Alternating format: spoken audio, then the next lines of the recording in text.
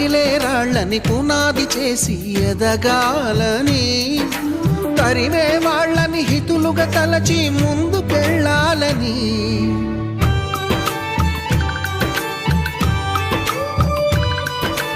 కన్నుల నీటిని కలల సాగుకై వాడుకోవాలని, కాల్చే నిప్పుని ప్రమిదగా మలచి కాంతి పంచాలని, గుండెతో ధైర్యం చెప్పెను, చూపుతో మార్గం చెప్పెను, అడుగుతో గమ్యం చెప్పెను.